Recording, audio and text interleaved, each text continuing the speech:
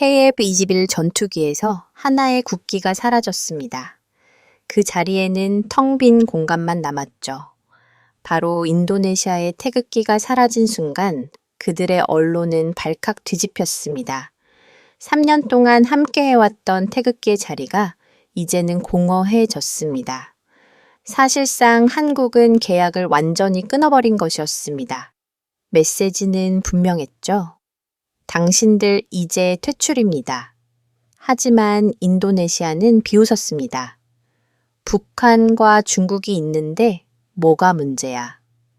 그들은 분담금도 내지 않았고 한국 대신 새 파트너를 찾았다고 자신만만했습니다. 그들은 아무 문제도 없을 거라 생각했죠. 그런데 정확히 3개월 후 상황은 완전히 뒤집혔습니다. 한국의 하늘에서 불가능이 현실이 됐고 전 세계가 한국에 줄을 서기 시작했죠. 그제야 인도네시아는 무릎을 꿇고 빌기 시작했습니다. 잘못했습니다. 대체 그 3개월 동안 한국은 무엇을 한 걸까요? 그 충격적인 반전의 이야기를 지금부터 공개합니다. 이건 명령이요, 장관. 참모의 목소리가 회의실을 얼어붙게 만들었습니다. 팽긋이 떨리며 손에 쥔 서류 2장을 펼쳤죠. 왼쪽은 한국과의 협정서, 오른쪽은 북한과 중국의 협력 문서였습니다. 명령이라고 했습니까? 저는 되물었습니다. 한국과의 약속은 어떻게 하자는 겁니까? 하지만 참모의 대답은 차가웠습니다. 약속보다 국익이 우선입니다. 그의 눈빛은 단호했고 저는 주머니 속에서 리벳을 움켜쥐며 긴장했습니다. 3년 전 한국 기술자가 건넸던 시계 초침 소리가 머릿속에서 울리기 시작했습니다. 어느 쪽입니까? 그 질문에 답할 시간이 없었습니다. 저는 아르만 레티마입니다. 인도네시아 국방부 장관이자 미국, 중국, 한국과 방산협정을 이끌어온 전략가입니다. 사람들은 저를 실용주의자로 불렀지만 지금은 그 어떤 전략도 제 손에서 떨리는 펜을 붙잡아주지 못했습니다. 회의실은 지하 3층에 위치해 있었고 외부와 완전히 차단된 공간이었습니다. 형광등 불빛만이 차갑게 내리쬐고 있었죠. 참모 3명이 저를 둘러싸고 말없이 지켜보고 있었습니다. 그들은 대통령 직속 안보 라인이었습니다. 장관님, 시간이 없습니다. 자정 전에 서명을 마쳐야 합니다. 참모가 벽시계를 가리켰습니다. 밤 11시 47분, 이제 단 몇 시간이 남았습니다. 왜 이렇게 급합니까? 저는 물었습니다. 이건 국가의 운명이 걸린 문제인데 단 몇 시간 만에 결정을 해야 한다니 베이징이 기다리고 있습니다. 그 단어가 제 가슴을 짓눌렀습니다. 중국이 압박하고 있다는 것이었죠. 그들이 원하는 건 분명했습니다. 인도네시아가 한국과의 손을 끊고 중국 편에 서는 것. 그것도 오늘 밤 안으로요. 저는 왼쪽 서류를 집어들었습니다. 한국과의 KF-21 공동개발 협정서 3년 전 서울에서 서명한 바로 그것이었죠. 표지엔 태극기와 인도네시아 국기가 나란히 인쇄되어 있었습니다. 주머니에서 리벳을 꺼냈습니다. 작은 금속 조각 하나였는데 한국항공우주산업 엔지니어가 제 손에 직접 쥐어준 것이었죠. 장관님, 이 리벳 하나하나가 모여서 KF-21을 완성합니다. 우리 함께 만들어가는 겁니다. 그의 목소리가 생생했습니다. 손바닥에 땀이 맺히더군요. 리벳이 점점 뜨거워지는 것 같았습니다. 이건 단순한 금속 조각이 아니었죠. 신뢰였습니다. 장관님. 참모가 재촉했습니다. 저는 리벳을 천천히 다시 주머니에 넣고 오른쪽 서류를 펼쳤죠. 인도네시아, 북한, 중국 방산협력 양의 각서 제목이 눈을 찔렀습니다. 북한 그 두 글자가 들어간 순간 모든 게 달라졌죠. 이건 한국에 대한 배신이었고 3년간 쌓아온 신뢰를 한순간에 무너뜨리는 선언이었습니다. 이걸 서명하면 한국은 어떻게 됩니까? 우리가 함께 개발해온 KF-21은 어떻게 되는 겁니까? 그건 우리가 신경 쓸 문제가 아닙니다. 한국은 알아서 하겠죠. 신경 쓸 문제가 아니라고요. 제 목소리가 높아졌습니다. 3년간 함께 설계했고 기술도 나눴고 밤을 새워가며 회의했던 사람들입니다. 그 사람들의 신뢰를 하루아침에 버리자는 겁니까? 장관님, 이건 감정의 문제가 아닙니다. 국가 전략이죠. 중국은 더 큰 시장을 약속했고 북한은 값싼 무기 기술을 제공하겠다고 했습니다. 신뢰를 팔아서 얻는 실리가 무슨 의미가 있습니까? 저는 비웃었습니다. 의미는 대통령께서 판단하십니다. 장관님은 실행하시면 됩니다. 그 한마디에 할 말이 막혔습니다. 대통령의 명령 제가 거부할 수 있는 게 아니었죠. 바로 그때 휴대폰이 울렸습니다. 화면을 보니 한국 국방부 관계자였습니다. 심장이 쿡 내려앉았죠. 저는 떨리는 손으로 전화를 받았습니다. 장관님 소문을 들었습니다. 북중 협력한 서명이 사실입니까? 그의 목소리는 놀랍도록 차분했습니다. 저는 대답할 수 없었죠. 입술이 굳어버렸습니다. 장관님 신뢰는 총보다 강합니다. 그걸 우리는 믿어왔습니다. 그 한마디가 귀속을 파고들어서 심장을 꿰뚫어 넣습니다. 가슴이 무너지는 것 같았죠. 저는 말을 잇지 못했습니다. 괜찮습니다. 장관님도 어려우실 겁니다. 하지만 기억하십시오. 신뢰는 한 번 깨지면 다시 세우기 어렵습니다. 전화가 끊겼습니다. 짧은 통화였지만 제 온몸에서 힘이 빠져나가는 것 같았습니다. 참모가 펜을 내밀었습니다. 검은색 만년필 국세가 찍히는 공식 문서용이죠. 서명하시죠, 장관님. 저는 펜을 받았습니다. 무게가 느껴졌죠. 펜 하나가 이렇게 무거울 수 있습니까? 손이 떨렸습니다. 오른쪽 서류. 북중 협력관 위에 펜 끝을 댔습니다. 잉크가 천천히 번지기 시작했죠. 아름한 제 이름이 한 글자씩 종이 위에 새겨졌습니다. 레티마. 마지막 획이 떨어졌습니다. 서명이 완료됐죠? 참모가 서류를 집어들었습니다. 형광등 아래에 잉크가 마르는 소리가 들렸죠. 직, 그 소리가 제 양심이 타 들어가는 소리처럼 들렸습니다. 수고하셨습니다. 장관님, 국가를 위한 현명한 결정이셨습니다. 참모들이 나갔습니다. 회의실엔 저 혼자 남았죠. 텅 빈 공간에서 저는 왼쪽 서류를 바라봤습니다. 한국 협정서 태극기가 희미하게 빛나고 있었죠. 미안합니다. 혼잣말이 새어 나왔습니다. 창밖을 봤습니다. 자카르타 밤하늘이었죠. 별은 하나도 보이지 않았습니다. 3년 전 사천 비행장에서 KF-21 시제기가 처음 이륙하던 날이 문득 떠올랐습니다. 한국 기술자들이 환호했고 저도 함께 손을 쳤죠. 장관님, 우리 함께 하늘을 열었습니다. 그들의 웃음이 귀가에 맴돌았습니다. 하지만 이제 그 미래는 없습니다. 제가 직접 무너뜨렸으니까요. 주머니 속 리벳을 만졌습니다. 차갑게 식어 있었죠. 나는 조국을 위해 서명했다. 스스로에게 말했습니다. 하지만 그날 인간으로는 무너졌다. 형광등이 깜빡이었습니다. 저는 무거운 몸을 일으켜 회의실을 나왔죠. 복된 제 발소리만 공허하게 울렸습니다. 휴대폰에 속보가 떴습니다. 인도네시아 북중 방산 협력 양해 각서 체결. 외신들이 벌써 일제히 보도하고 있었죠. 엘리베이터 거울에 비친 제 얼굴은 낯설었습니다. 이게 저입니까?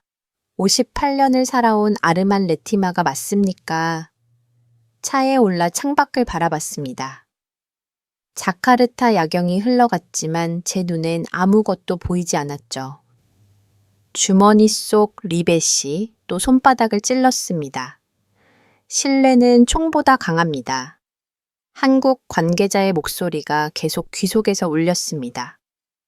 저는 차가운 창문의 말을 기죠. 나는 명령을 따랐다. 그러나 그 명령은 내 영혼을 부정했다. 하늘을 올려다봤습니다. 여전히 별은 보이지 않았습니다. 서명한 다음 날 세상이 폭발했습니다.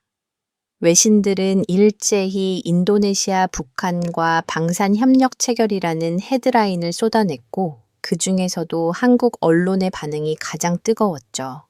아니, 뜨겁다기보다는 차가웠습니다. 서늘할 정도로요.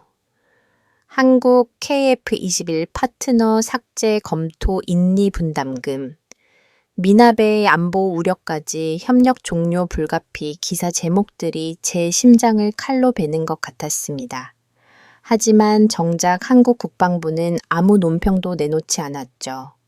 기자들이 마이크를 들이미도 브리핑룸에서 질문을 쏟아내도 그들은 단 한마디도 하지 않았습니다.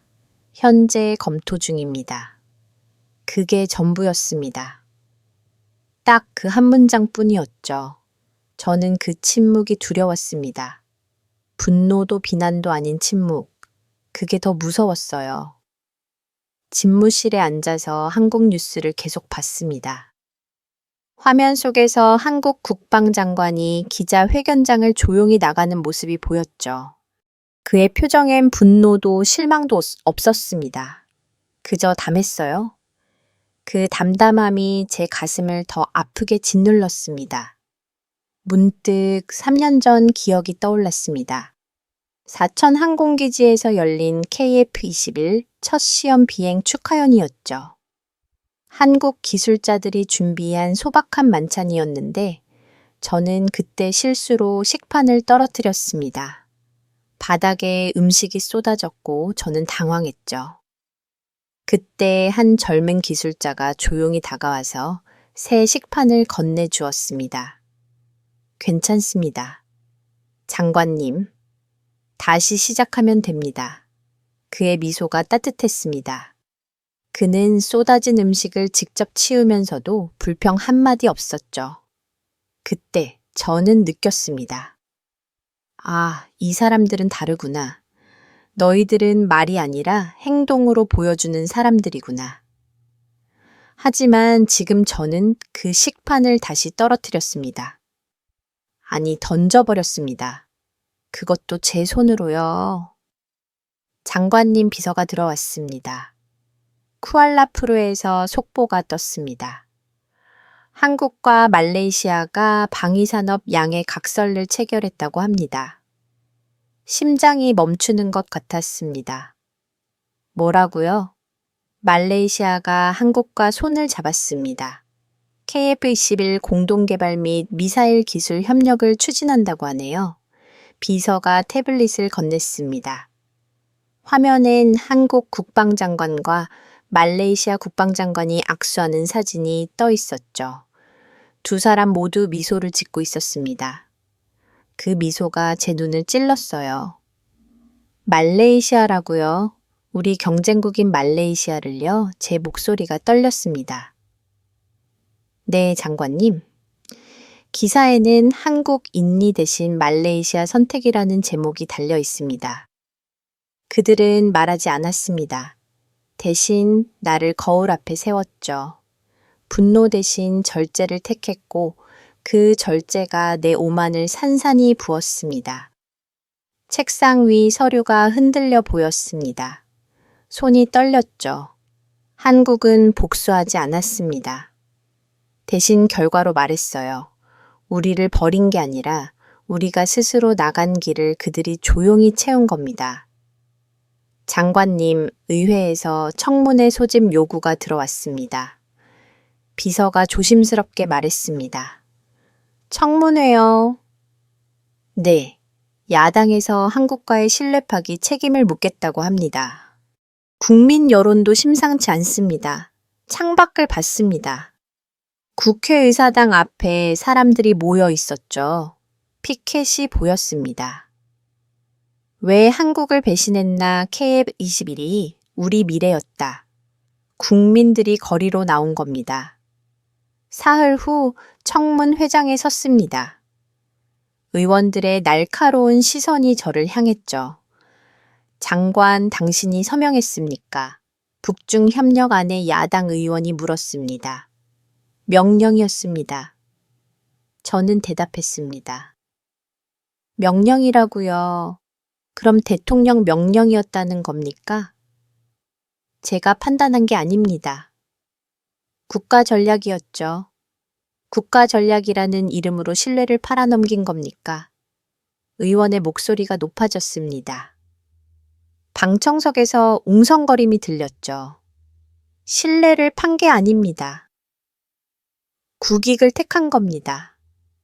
제가 말했지만 제 목소리는 힘이 없었습니다. 국익이요. 그 국익 때문에 한국이 말레이시아로 갔습니다. 우리 경쟁국으로요. 이게 국익입니까? 저는 대답할 수 없었습니다. 의원 말이 맞았으니까요. 청문회가 끝나고 집무실로 돌아왔습니다. 책상 위엔 각종 보고서가 쌓여 있었죠. 그중 하나를 집어들었습니다. 한 말산 협력 추진 현황이라는 제목이었습니다. 보고서를 펼쳤습니다. 말레이시아가 KF21 도입을 적극 검토 중이고 필리핀도 관심을 표명했다는 내용이었죠. 아랍에미리트까지 움직이고 있다고 했습니다. 배신한 우리를 대신해 그들이 한국을 찾고 있었다. 중얼거렸습니다. 가슴이 무너지는 것 같았죠. 컴퓨터를 켰습니다. 유튜브에서 KF21 영상을 검색했어요. 최신 시의 시험 비행 영상이 떴습니다. 재생 버튼을 눌렀죠. 하늘을 가르는 전투기 귀행은 완벽한 기동 화면 아래 댓글들이 올라오고 있었습니다. 대한민국 만세! 이게 우리 기술이다. 인니는 후회할 것. 댓글 하나하나가 제 심장을 찔렀습니다. 영상 속에서 KF11이 급상승하는 장면이 나왔죠. 저는 그 장면을 멈추지 못하고 계속 봤습니다. 나는 처음으로 침묵이 가진 힘을 보았다. 혼잣 말이 새어나왔습니다. 한국은 아무 말도 하지 않았습니다. 그게 가장 큰 말이었죠. 그들의 미소는 차갑지 않았습니다. 따뜻하게 단단했어요. 복수 대신 신뢰를 지킨 나라. 그것이 한국이었습니다. 주머니에서 리벳을 꺼냈습니다. 여전히 차가웠죠. 하지만 이번엔 다르게 느껴졌습니다. 이건 제가 버린 게 아니라 제가 잃은 겁니다. 화면 속 20일이 계속 날고 있었습니다. 저는 그 모습을 보며 깨달았죠. 그들은 화내지 않았다. 대신 더 높이 날았다. 진정한 강함이 무엇인지 그때 처음 알았습니다. 2달이 지났습니다. 세상은 빠르게 움직이고 있었죠. 어느 날 아침 비서가 급히 들어왔습니다. 장관님, 한국에서 발표가 났습니다. KF21이 공대지 타격 능력을 확보했다고 합니다. 공대지 타격이요? 저는 깜짝 놀랐습니다. 네, 그것도 예정보다 1년 반이나 앞당겼다고 합니다. 외신들이 난리예요. 한국 5세대 전투기 문턱에 가장 근접한 국가라고 보도하고 있습니다. 태블릿을 건네받았습니다. 화면엔 KF-21이 미사일을 발사하는 장면이 떠 있었죠. 정확한 타격, 완벽한 기동, 그리고 압도적인 성능. 1년 반을 앞당겼다고요. 어떻게 그게 가능합니까? 장관님, 필리핀 국방부에서 KF-11 도입을 공식 검토한다고 발표했습니다. 아랍에미리트도 구매 의사를 타진했고요. 비서가 계속 보고했습니다. 배신한 우리를 대신해 그들이 한국을 찾고 있었다. 중얼거렸습니다. 주머니 속 리벳을 꺼냈죠. 작은 금속 조각이 손바닥에서 묵직하게 느껴졌습니다. 장관님, 영상 한번 보시겠습니까? 비서가 유튜브를 켰습니다. 한국 국방부 공식 채널이었죠. KF-21 블록이 시험 비행 영상이었습니다. 재생 버튼을 눌렀습니다. 굉음이 울렸습니다. 쾅 전투기가 활주로를 박차고 솟아올랐죠. 하늘을 가르는 은빛 기체 날개 아래 장착된 미사일, 그리고 정확한 표적 타격. 굉음이 귓속을 파고들었습니다. 그 순간 3년 전 목소리가 겹쳐 들렸어요. 장관님, 이 리벳 하나하나가 모여서 KF-11을 완성합니다. 한국 기술자의 목소리였습니다. 저는 손에 준 리벳을 더 세게 움켜주었죠. 금속이 손바닥을 파고들었습니다. 굉음은 꾸짖음이 아니었다. 혼잣말이 새어나왔습니다. 초대였다. 영상 속에서 한국 공군 참모총장이 비행복을 입고 전투기에 오르는 장면이 나왔습니다. 직접 시험 비행을 한다는 거였죠. 그의 눈빛이 클로즈업 됐습니다. 두려움이 없었어요. 오직 자부심만 가득했습니다. 그 눈엔 두려움이 없었다. 오직 자부심만 있었다. 저는 화면에서 눈을 떼지 못했습니다. 참모총장이 탄 KF-11이 이륙했고 완벽한 기동을 선보였죠. 급상승 급선회, 그리고 표적 타격 모든 게 완벽했습니다. 나는 배신했고 그들은 비행했다. 그게 답이었다. 제 목소리가 떨렸습니다. 그때 또 다른 뉴스가 떴습니다. 일본이 블랙 이글스 고개비행단의 급류를 거부했다는 내용이었죠. 영국 에어쇼에 가는 길을 막은 겁니다. 일본이 방해했습니까? 네. 하지만 장관님 비서가 웃었습니다. 한국이 즉시 대응했습니다. 블랙 이글스 대신 KF-11 실전 배치 편대를 보낸다고 발표했어요. 오히려 더 큰 홍보 기회가 됐습니다. 저는 어이가 없었습니다. 방해가 날개가 되었다고요.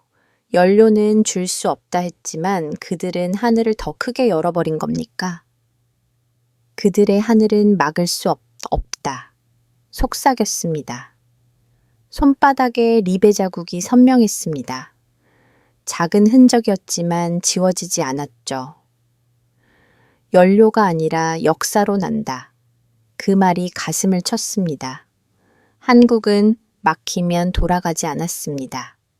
더 높이, 더 멀리 날아갔죠. 책상 위에 놓인 KF-21 사진을 집어들었습니다. 3년 전 사천 비행장에서 찍은 것이었어요. 한국 기술자들과 제가 함께 찍은 단체 사진이었죠. 모두가 웃고 있었습니다. 저도 웃고 있었고요. 한국은 나를 벌하지 않았다. 천천히 말했습니다. 대신 역사를 바꿨다. 사진 속한 기술자가 제 어깨에 손을 올리고 있었습니다. 그의 미소가 따뜻했죠. 저는 그때 그 온기를 느꼈습니다. 신뢰의 온기였어요. 진정한 강국은 용서로 증명된다. 중얼거렸습니다. KF-21 사진을 조용히 책상 위에 올려놓았죠. 이제 알겠습니다. 그들은 복수 대신 완성을 택했다는 걸, 한국의 하늘은 나의 죄를 덮었다는 걸. 창밖을 봤습니다. 자카르타 하늘이 보였죠. 구름 사이로 햇살이 비쳤습니다. 처음으로 하늘이 밝게 느껴졌어요. 주머니에서 리벳을 꺼내 책상 위에 올려놓았습니다. 작은 금속 조각 하나였지만 그 안에 담긴 무게는 산보다 무거웠죠. KF-21의 괴음이 내 양심을 흔들었다. 혼잣말처럼 말했습니다. 용서란 가장 강한 자만이 줄 수 있는 무기였다. 비서가 조용히 나갔습니다. 저는 혼자 남아 KF-21 영상을 다시 재생했죠. 전투기가 하늘을 가르는 장면이 반복됐습니다. 굉음이 계속 울렸고요. 그 괴음 속에서 저는 처음으로 미래를 봤습니다. 제가 가야 할 길이 보였어요. 한 달이 더 지났습니다. 세상은 저를 향해 돌을 던지기 시작했죠. 미국 워싱턴 포스트가 사설을 실었습니다. 인도네시아 신뢰의 무덤을 팠다. 유럽연합의회에서는 인도네시아와 북한 협력의 우려를 표명했고요. 국제사회가 등을 돌렸습니다. 전 세계가 우리를, 아니 저를 바라보고 있었어요. 회의실에 혼자 앉아 있었습니다. 책상 위엔 각국 언론 기사들이 쌓여 있었죠. 하나하나 읽었습니다. 배신의 대가 신뢰를 판 국가 KF-21의 배신자. 나는 계산이 아닌 양심을 잃었다. 중얼거렸습니다. 고개를 숙였죠. 형광등 불빛이 눈을 찔렀습니다. 바로 그때 비서가 급히 들어왔습니다. 장관님, 한국에서 공식 통보가 왔습니다. 심장이 철렁 내려앉았습니다. 무슨 통보입니까? KF-21 공동개발 파트너십 종료 통보입니다. 인위 분담금 미납과 안보 우려를 이유로 협력을 종료한다고 합니다. 비서가 서류 봉투를 건넸습니다. 손이 떨렸죠. 봉투를 뜯었습니다. 안에서 한 장의 문서가 나왔어요. KF-21 공동개발 협력 종료 통보서 제목이 눈을 찔렀습니다. 본문을 읽었죠. 한 줄 한 줄이 칼날처럼 마음을 베어냈습니다. 인도네시아 공화국의 분담금 및 북한과의 안보 협력으로 인한 기술 유출 우려를 감안하여 대한민국은 KF-21 공동개발 프로젝트에서 인도네시아의 참여를 종료함을 통보합니다. 글자 하나하나가 무거웠습니다. 책상 위에 서류보다 내 이름이 더 무거웠죠. 저는 통보서를 천천히 내려놓았습니다. 이게 끝입니까? 비서가 대답하지 않았습니다. 대답할 필요도 없었죠. 이미 끝났으니까요. 그날 저녁 집에 돌아왔습니다. 거실에 딸이 앉아 있었어요. 15살 아직 어린 나이였죠. 딸이 저를 올려다봤습니다. 아빠 학교에서 애들이 물어봐요. 우리나라가 한국을 배신했냐고. 그 말이 가슴을 꿰뚫었습니다. 뭐라고 대답했니? 아무 말도 못했어요. 뭐라고 해야 할지 몰라서요. 딸의 눈빛이 물었습니다. 배신한 게 맞냐고. 아빠가 잘못한 거냐고. 판결은 가족에게서 시작됐죠. 미안하다. 그것밖에 할 말이 없었습니다. 딸은 더 이상 묻지 않고 자기 방으로 들어갔어요. 저는 거실에 혼자 남았습니다. 창밖을 봤습니다. 국기 개양대가 보였죠? 인도네시아 국기가 바람에 펄럭이고 있었습니다. 빨강과 하양 용기와 순수를 상징하는 색이었죠. 하지만 국기는 펄럭였지만 내 가슴은 내려앉았습니다.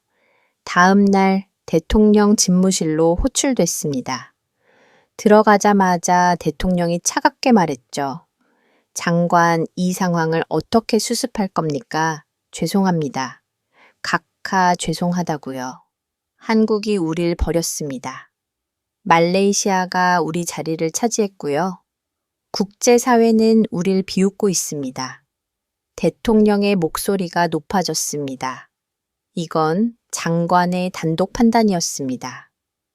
북중 협력한 서명도 한국과의 관계 악화도 모두 장관 책임입니다. 심장이 멈추는 것 같았습니다.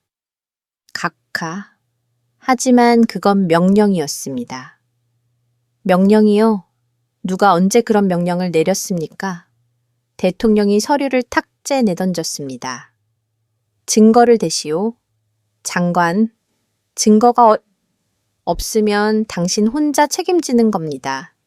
나라를 지키려다 신뢰를 버렸습니다. 그런데 이제 그 나라가 저를 버리는 겁니까? 집무실로 돌아왔습니다. 불을 켜지 않았어요. 어둠 속에 혼자 앉아 있었죠. 감옥 같은 집무실이었습니다. 컴퓨터를 켰습니다. 한국 뉴스를 검색했어요. 기사 하나가 눈에 들어왔습니다. 한국은 분노하지 않았다. 대신 미래를 선택했다. 그 한 문장이 저를 무너뜨렸습니다.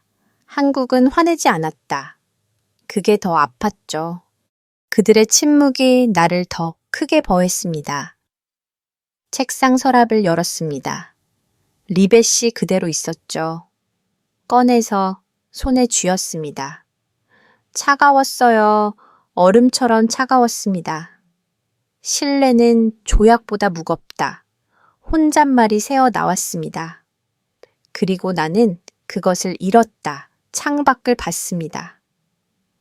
자카르타 야경이 펼쳐져 있었죠. 불빛들이 반짝였지만 제 눈엔 아무것도 보이지 않았습니다. 휴대폰이 울렸습니다. 아내였어요. 전화를 받았죠. 여보, 언제 들어와요? 딸이 기다리고 있어요. 조금 있다 갈게. 괜찮아요? 응, 괜찮아. 거짓말이었습니다. 전혀 괜찮지 않았죠. 전화를 끊었습니다. 책상 위에 신문이 놓여 있었습니다. 헤드라인이 보였죠. 배신의 대가 장관 사퇴 압박 커진다. 제 사진이 크게 실려 있었습니다. 무표정한 얼굴이었죠. 나는 나라를 위해 거짓을 말했다. 중얼거렸습니다. 그러나 나라가 나를 구원하진 않았다. 리벳을 다시 서랍에 넣었습니다. 천천히 일어나 창가로 갔죠. 하늘을 올려다 봤습니다. 별이 보이지 않았어요. 구름이 짙게 깔려 있었습니다. 내 이름이 배신으로 불렸다. 속삭였습니다. 가슴이 무너지는 것 같았죠. 집무실 불을 끄고 나왔습니다. 복도는 텅 비어 있었고 제 발소리만 공허하게 울렸습니다. 엘리베이터를 타고 내려가면서 거울을 봤습니다. 58년을 살아온 얼굴이었지만 이제는 낯선 사람 같았어요. 한국의 침묵이 내 양심을 꺼냈다. 마지막 혼잣말이었습니다. 문이 열리고 저는 어둠 속으로 걸어 나갔죠. 2달이 더 흘렀습니다. 세상은 빠르게 변하고 있었죠. 어느 날 아침 비서가 태블릿을 들고 뛰어들어왔습니다. 장관님, 한국에서 큰 발표가 있었습니다. KF11 블록이 첫 시험 비행 영상을 공개했습니다. 블록이요? 네. 공대지 미사일까지 완벽하게 탑재됐다고 합니다. 예전보다 18개월이나 앞당긴 성취라고 하네요. 18개월 1년 반을 앞당겼다고요? 저는 믿을 수 없었습니다. 영상을 재생했죠. 하늘이 열렸습니다. KF-21이 활주로를 박차고 솟아올랐어요. 날개 아래에 미사일이 정확하게 장착돼 있었고 기동은 완벽했습니다. 급상승 선회 그리고 표적 타격, 한치의 오차도 없었죠. 그들은 복수를 택하지 않았다. 완성을 택했다. 중얼거렸습니다.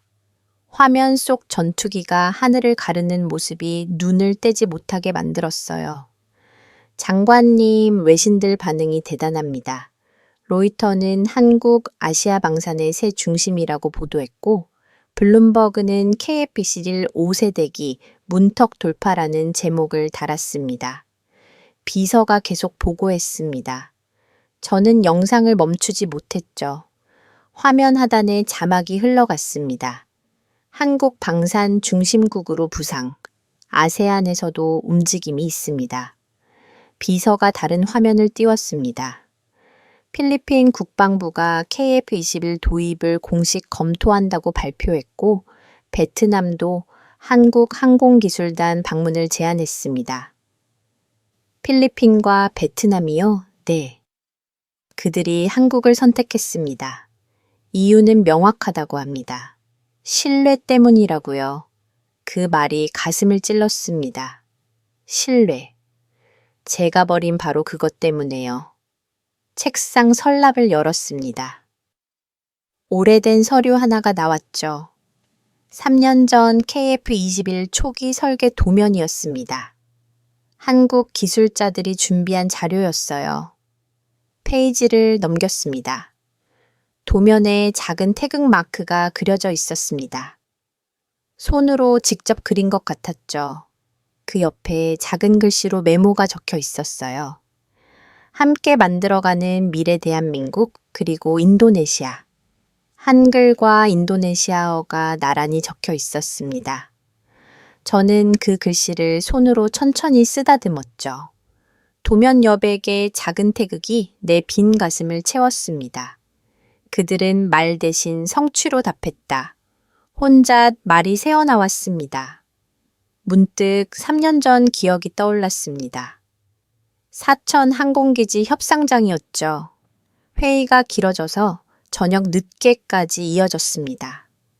한국 기술자들이 야식을 준비했어요. 소박한 김밥과 라면이었죠. 한 기술자가 제게 다가와 김밥을 건넸습니다. 장관님, 우리는 기계를 만드는 게 아닙니다. 미래를 만드는 겁니다. 함께요.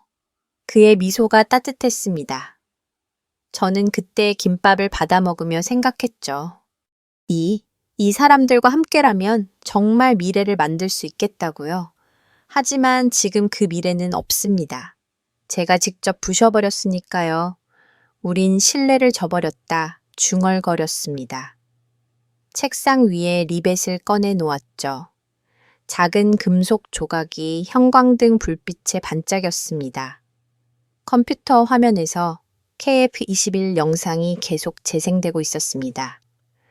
전투기가 완벽한 착륙을 마치는 장면이었죠. 조종석에서 조종사가 내렸습니다. 헬멧을 벗자 환한 미소가 보였어요. 기술이 아니라 정신을 배워야 했다. 속삭였습니다. 화면 속 조종사가 정비사들과 악수를 나눴습니다. 그들의 얼굴엔 자부심이 가득했죠. 신뢰는 그들의 가장 강한 무기였다. 저는 리벳을 다시 손에 쥐었습니다. 이번엔 차갑지 않았어요. 오히려 따뜻하게 느껴졌습니다. 비서가 조용히 물었습니다. 장관님, 괜찮으십니까? 괜찮아. 저는 고개를 들었습니다. 창밖을 봤죠. 자카르타 하늘이 보였습니다. 구름이 걷히고 있었어요. 햇살이 비쳐들었습니다. 그들은 복수하지 않았다.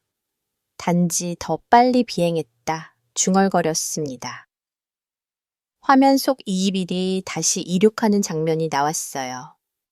하늘을 향해 솟아오르는 모습이었죠. 저는 그 모습을 보며 깨달았습니다. 각성의 불씨가 점화되는 걸 느꼈어요. 한국의 미소 뒤엔 철의 의지가 있었다. 리벳을 책상 위에 조용히 내려놓았습니다. 도면도 펼쳐 놓았죠.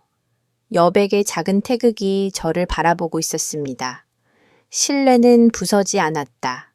오히려 날개가 되었다. 마지막 문장이 입에서 흘러나왔습니다. 화면 속 이실이 구름 위로 사라졌어요. 저는 그 뒷모습을 오래 바라봤습니다. 처음으로 희망이 보였습니다. 석 달이 더 지났습니다. 정부는 새로운 결정을 내렸죠. 장관님 청와대에서 긴급회의 소집 통보가 왔습니다. 비서가 급히 들어왔습니다. 저는 불길한 예감이 들었어요. 회의실로 향했죠. 대통령과 참모들이 앉아 있었습니다. 테이블 위엔 두꺼운 보고서가 놓여 있었어요. 장관, 우리는 중국 전투기를 도입하기로 했습니다. 대통령이 단호하게 말했습니다. 중국 전투기요? 제가 되물었죠. 제10입니다. 가격도 저렴하고 중국이 기술 지원도 약속했습니다. 더 이상 한국을 기다릴 수 없습니다. 각하, 그건 안 됩니다. 저는 자리에서 일어났습니다. KF-21과는 비교할 수 없는 기종입니다. 성능도 신뢰도 떨어집니다.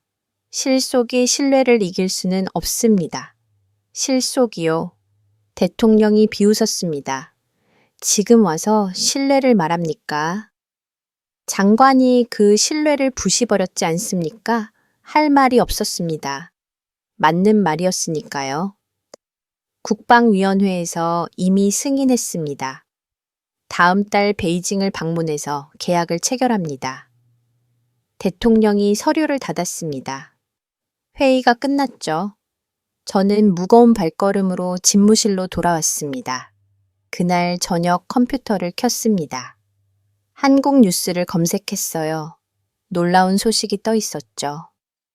KF-21 아덱스 국제항공우주전에서 완벽한 시원 비행 성공 기사를 클릭했습니다. 영상이 재생됐어요. 경기도 성남 서울공항. 수만 명의 관중이 하늘을 올려다보고 있었습니다. KF-21이 나타났죠. 은빛 기체가 햇살에 반짝였습니다. 굉음이 울렸어요. 전투기가 급상승했습니다. 수직으로 치솟더니 완벽한 선을 그렸죠. 그리고 공대지 미사일 발사 시험 표적이 정확하게 명중됐습니다. 관중들이 환호했습니다. 카메라가 외국 기자들을 잡았어요. 그들의 입이 벌어져 있었죠. 믿을 수 없다는 표정들이었습니다. 자막이 흘러갔습니다. 외신, KF-51, F-35 이후 가장 완성도 높은 전투기. 저는 손을 떨었습니다. 그건 복수가 아니라 선언이었다. 중얼거렸습니다. 화면 속 21이 다시 하늘을 가르는 모습이 보였어요. 완벽했습니다. 한치의 오차도 없었죠. 휴대폰이 울렸습니다. 비서관이었어요. 장관님, 국제뉴스 확인하셨습니까? 유엔보리에서 북한, 인도네시아 협력에 대한 제재 논의가 시작됐습니다. 심장이 철렁 내려앉았습니다. 제재요네. 미국과 유럽이 공동으로 제안했습니다. 북한 협력 부작용이 본격화되고 있습니다. 전화를 끊었습니다. 창밖을 봤죠. 국회의사당 앞에 사람들이 모여 있었습니다. 어제보다 더 많았어요. 피켓들이 보였습니다. 우린 한국을 배신했다. KF-21이 답이었다. 정부는 사과하라. 국민들이 거리로 쏟아져 나왔습니다. 분노가 폭발하고 있었죠. 다음 날 아침 또 다른 뉴스가 떴습니다. 일본 블랙 이글스 금융거부 한국 KF-21로 즉시 대체 기사를 읽었습니다. 일본이 한국 블랙 이글스 고개비행단에 영국 에어쇼 참가를 방해했다는 내용이었어요. 금유를 거부한 겁니다. 하지만 한국의 대응이 놀라웠죠. 블랙 이글스 대신 KF-21 실전 배치 편대를 파견합니다. 한국 국방부 대변인의 발표였습니다. 방해가 오히려 더 큰 기회가 된 거죠. 주머니에서 리벳을 꺼냈습니다. 손바닥을 펼쳤어요. 리벳을 쥐고 있던 자국이 선명하게 남아 있었습니다. 작은 흔적이었지만 지워지지 않았죠. 손바닥에 자국이 말했다. 이제는 말하라. 중얼거렸습니다. 리벳을 다시 손에 쥐었어요. 금속이 따뜻하게 느껴졌습니다. 연료는 줄 수 없다 했지만 그들은 하늘을 열었다. 혼잣말이 새어 나왔습니다. 한국은 막히면 멈추지 않았습니다. 오히려 더 높이 날아올랐죠. 그들의 하늘은 막을 수 없다. 책상 위에 KF21 사진을 펼쳐 놓았습니다. 3년 전 단체 사진이었어요. 한국 기술자들과 제가 함께 웃고 있었죠. 저는 그 사진을 오래 바라봤습니다. 청문회장 소환 통지서가 도착했습니다. 다시 의회에서야 했어요. 이번엔 더 거했죠. 장관 국제 제재가 논의되고 있습니다. 이게 국익입니까? 야당 의원이 소리쳤습니다. 명령을 따랐을 뿐입니다. 명령이라는 이름으로 국가를 위기에 빠뜨렸습니다. 한국은 이미 말레이시아로 갔고 필리핀도 베트남도 한국을 선택했습니다. 우린 고립됐습니다. 맞는 말이었습니다. 할 말이 없었죠. 역사는 나를 심판할 것이다. 저는 천천히 말했습니다. 하지만 진실도 그럴 것이다. 나는 명령을 따랐다. 그러나 그 명령은 틀렸다. 청문회장이 술렁이었습니다. 처음으로 제가 공개적으로 명령의 부당함을 인정한 순간이었죠. 집무실로 돌아왔습니다. 해가 지고 있었어요. 노을이 붉게 물들었습니다. 창밖을 바라보며 생각했죠. 우리는 기술을 사려 했지만 그들은 미래를 만들고 있었다.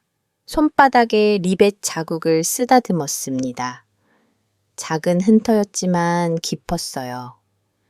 연료가 아니라 역사로 난다. 그 말이 가슴을 쳤습니다. 한국은 일본의 방해에도 멈추지 않았습니다.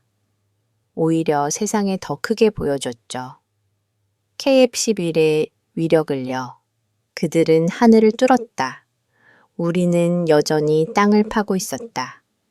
중얼거렸습니다. 리벳을 책상 위에 올려놓았어요. 작은 금속 조각이 석양빛에 붉게 물들었습니다. 진실을 말할 때가 왔다. 혼잣말이었습니다. 저는 서랍에서 백지를 꺼냈어요. 펜을 들었죠. 손이 떨렸지만 이번엔 다른 떨림이었습니다. 증언서 초안을 쓰기 시작했습니다. 첫 문장을 적었어요. 나는 명령에 서명했다. 하지만 오늘은 진실에 서명한다. 창밖 하늘이 어두워지고 있었습니다. 하지만 제 마음은 처음으로 밝아지고 있었죠.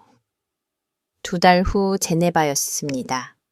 국제안보 포럼에서 특별 창문회의가 열렸죠. 인도네시아, 북한, 중국 방산협정 관련 조사였습니다. 저는 증인으로 소환됐어요. 비행기에서 내렸을 때 기자들이 몰려들었습니다. 플래시가 터졌죠. 마이크들이 제 얼굴을 향했어요. 장관님 명령을 받았다는 게 사실입니까? 한국에 사과할 의향이 있습니까? 질문이 쏟아졌지만 저는 대답하지 않았습니다. 조용히 걸어갔죠. 손에는 서류 가방 하나뿐이었습니다. 그 안에 리벳이 들어 있었어요. 호텔에서 하룻밤을 보냈습니다. 잠이 오지 않았죠. 주머니에서 리벳을 꺼냈습니다. 마지막으로 한번 쥐어봤어요. 3년 전 한국 기술자가 건네니 작은 금속 조각이 오늘 저를 여기까지 데려왔습니다. 모두가 나를 바라봤다. 하지만 난 외면하지 않았다. 혼자 말을 했습니다. 내일이면 모든 게 바뀝니다. 진실을 말하는 순간 제 인생도 끝날지 모르죠. 다음 날 아침 청문회장에 도착했습니다. 거대한 홀이었어요. UN 유럽 본부 건물 안쪽이었죠. 각국 대표들이 앉아 있었고 기자석은 만석이었습니다. 조명이 눈부셨어요.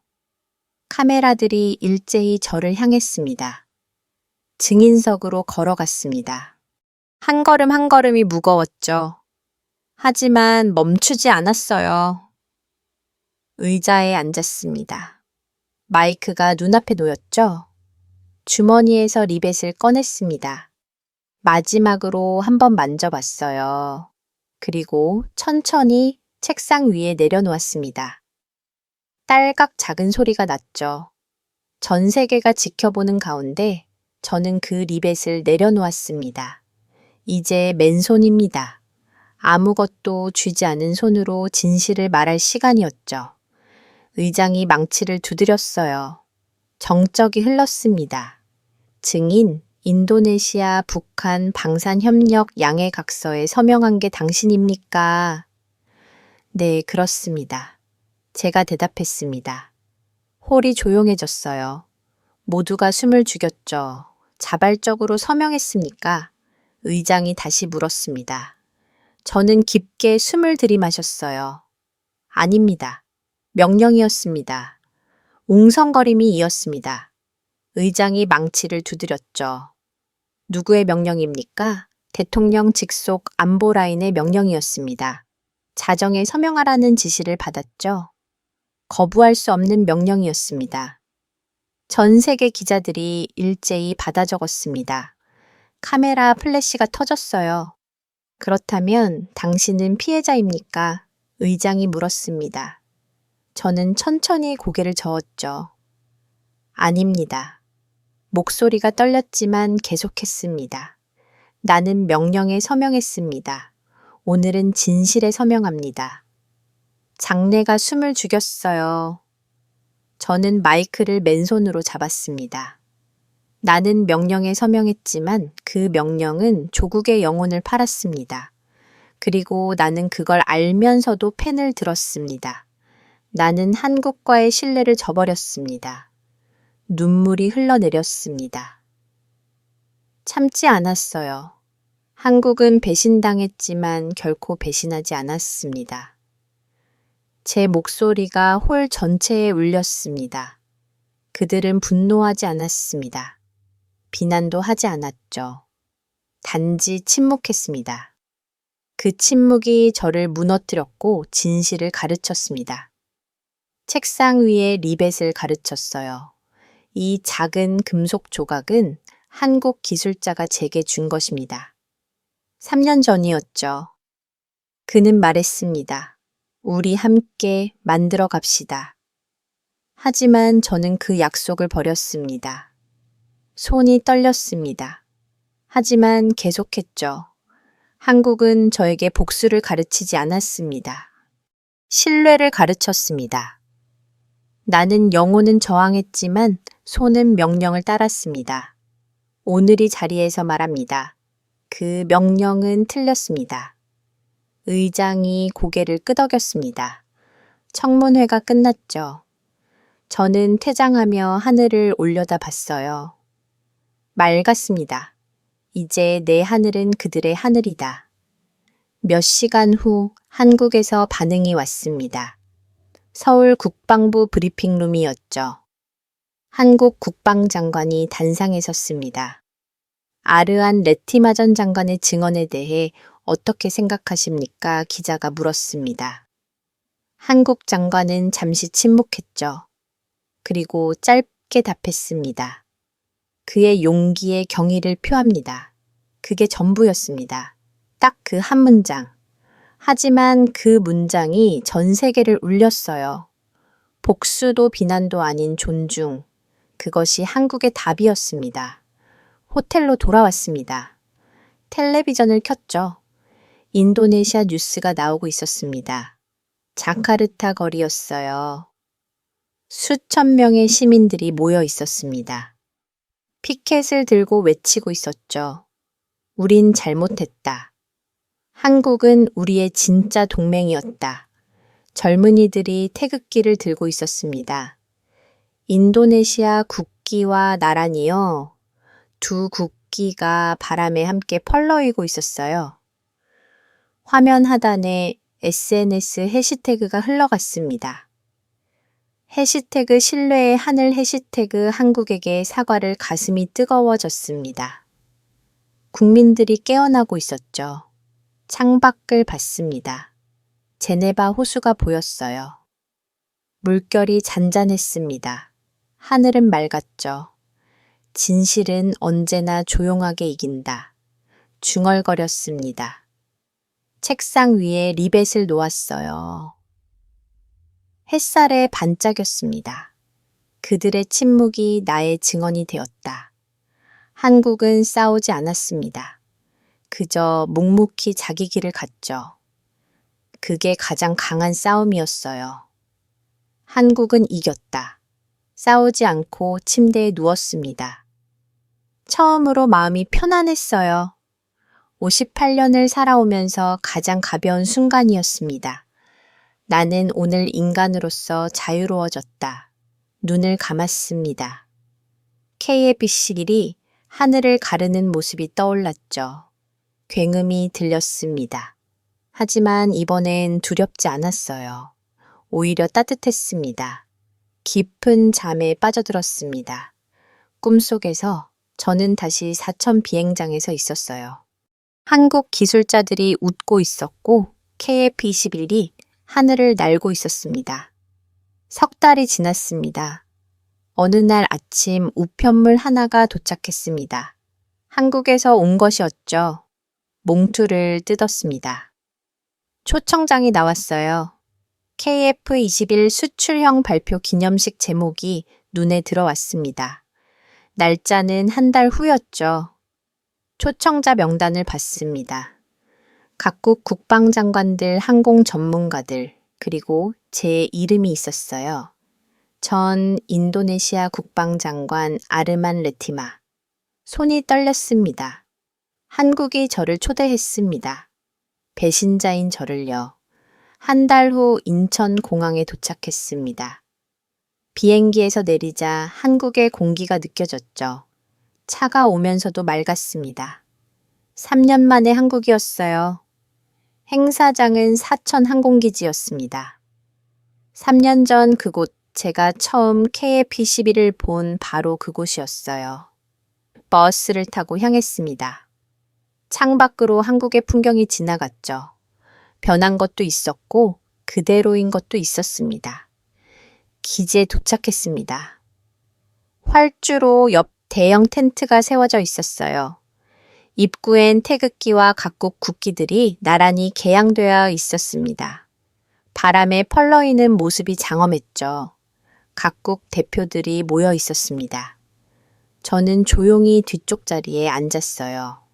눈에 띄고 싶지 않았습니다. 한국 국방장관이 단상에 올랐습니다.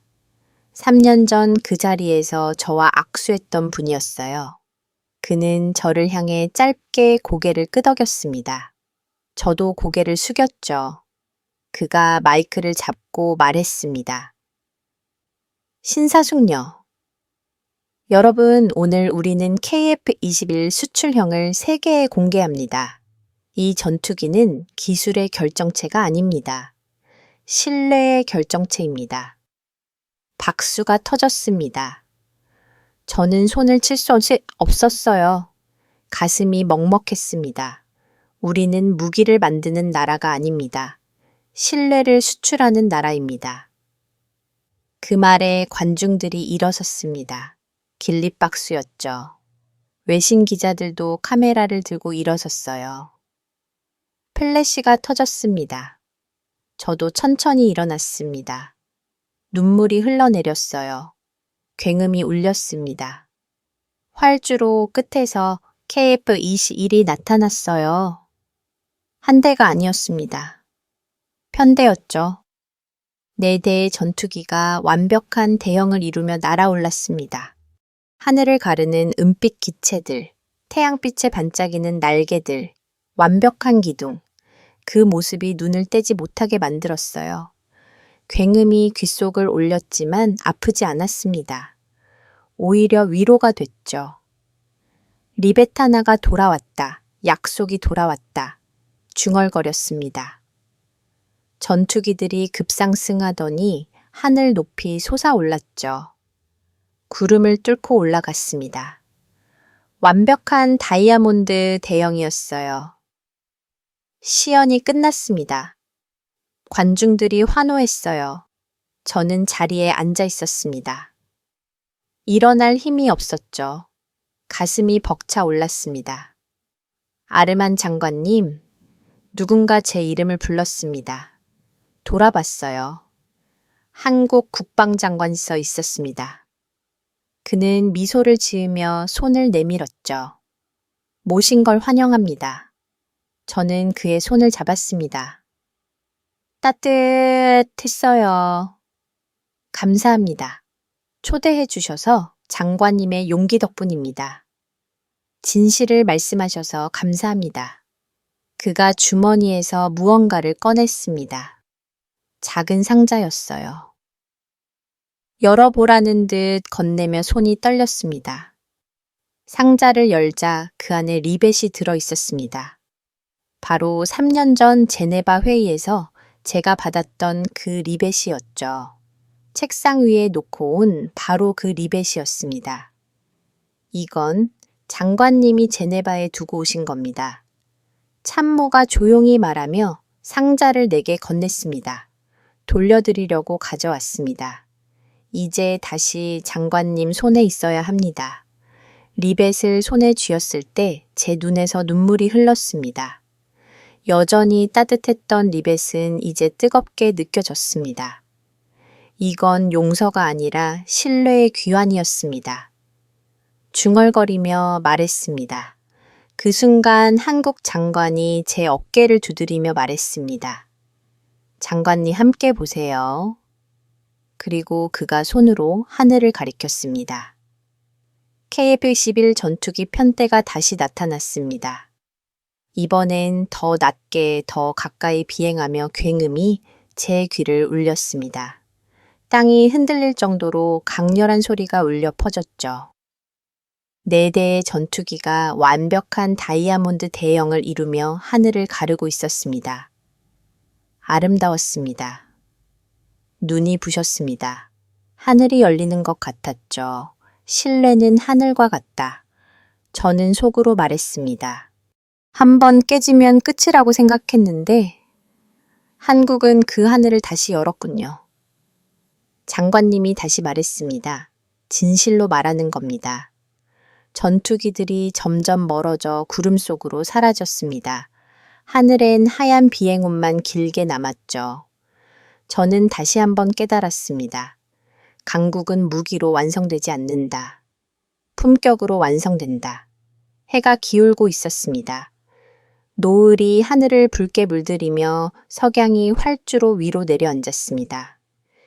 개양대의 태극기가 저녁 바람에 부드럽게 펄럭이고 있었죠.